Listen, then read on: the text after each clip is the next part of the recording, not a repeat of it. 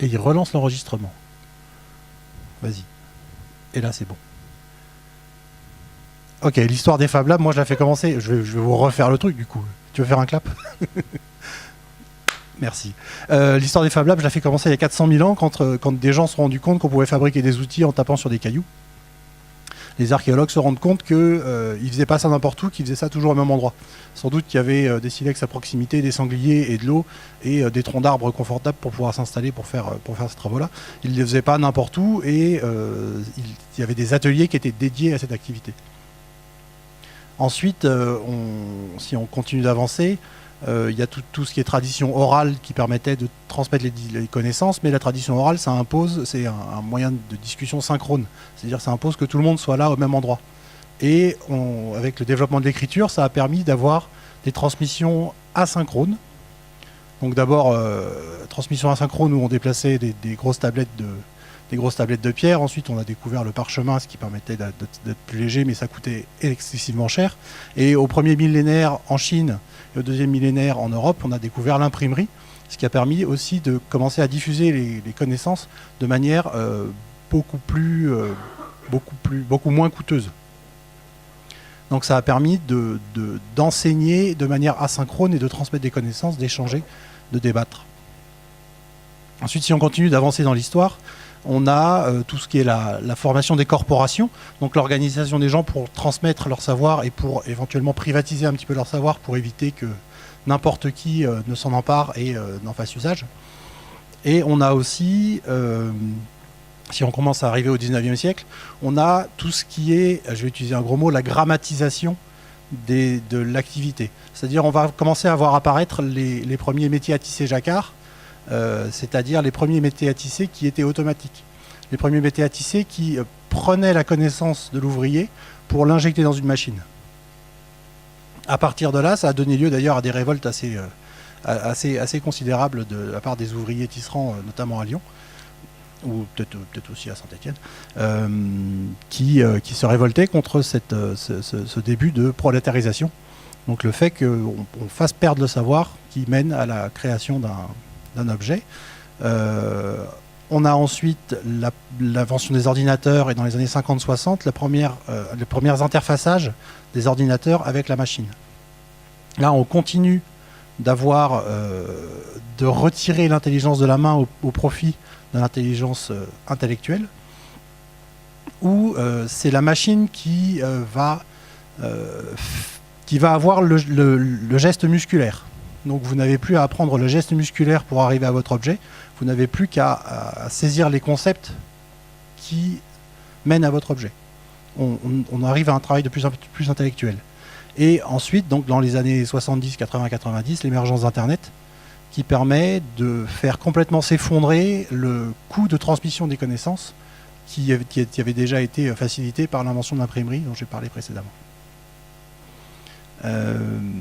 Tout ça pour arriver en 1999 au MIT, qui était aussi dans les années 50 un des premiers lieux où on a interfacé les machines et les ordinateurs, où il y a un professeur du MIT qui s'appelle Neil Gershenfeld qui s'est rendu compte que les machines à commande numérique du MIT étaient utilisées de temps en temps, mais qu'il y avait encore de la place pour pouvoir faire un enseignement auprès de ses étudiants sur l'utilisation de ces machines.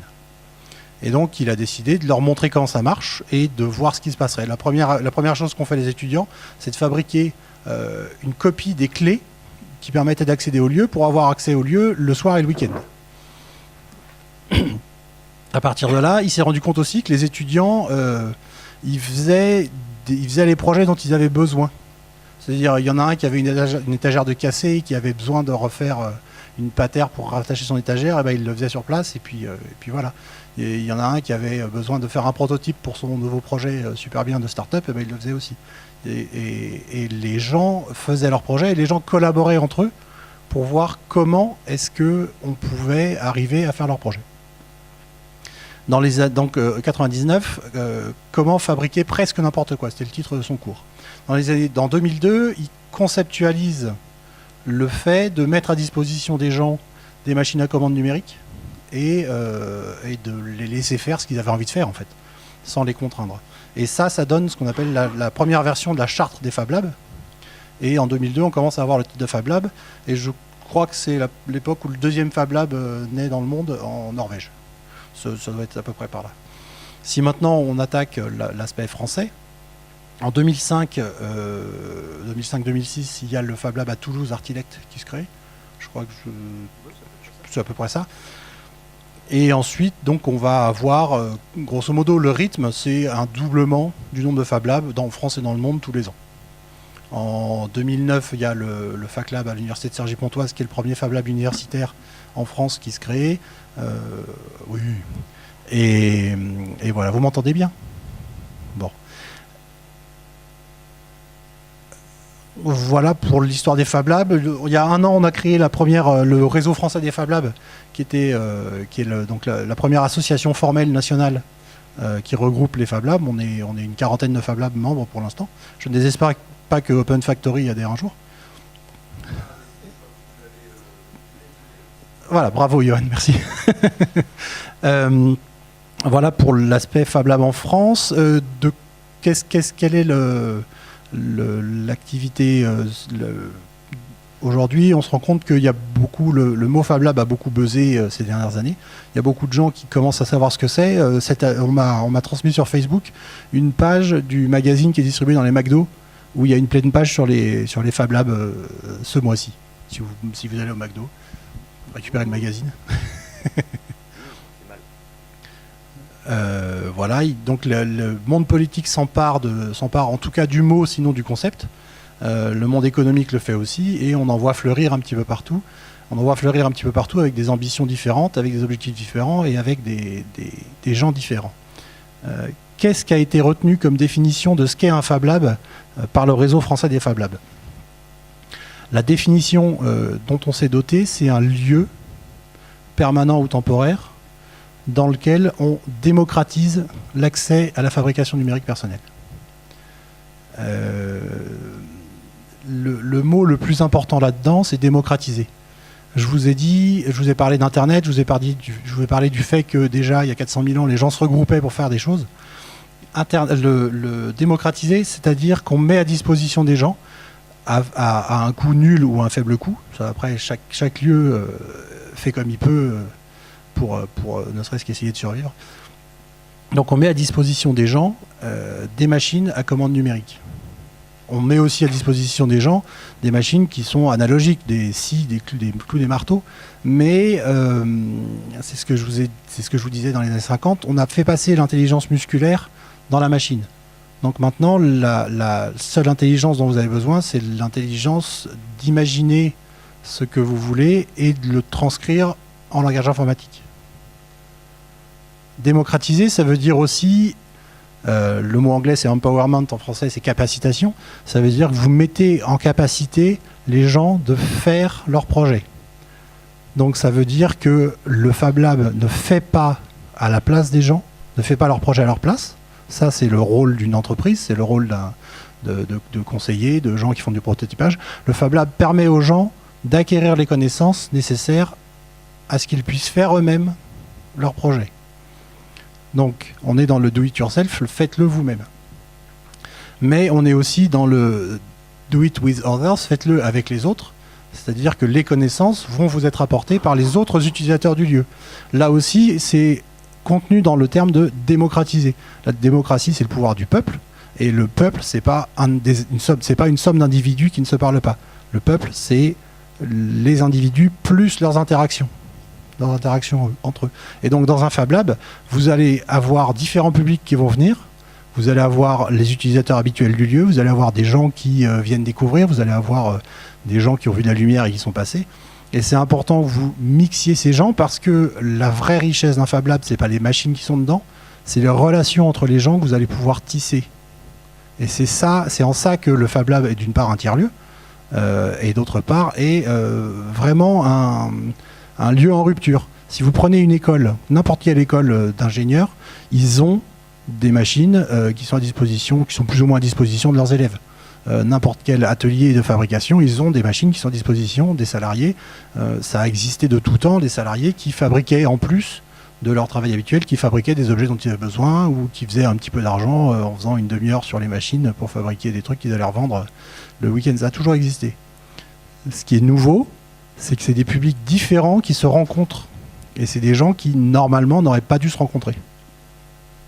Et c'est ça d'une part, qui fait beaucoup, qui fait qu'il y a des projets extrêmement intéressants qui émergent des Fab Labs et qui fait que le terme a buzzé ces dernières années, parce que les projets sont intéressants. Et c'est ça que beaucoup de gens qui voudraient un Fab Lab n'ont pas compris, c'est-à-dire qu'ils croient que la puissance du Fab Lab est dans les machines. Non. La puissance des Fab Labs, c'est dans les gens qui se rencontrent, les interactions qui vont se passer entre eux, et les projets qui vont naître. C'est-à-dire, moi, je veux faire A, toi, tu veux faire B. Et en fait, la combinaison des deux, ça n'a rien à voir avec ce qu'on voulait faire tous les deux, mais ça va être chouette quand même.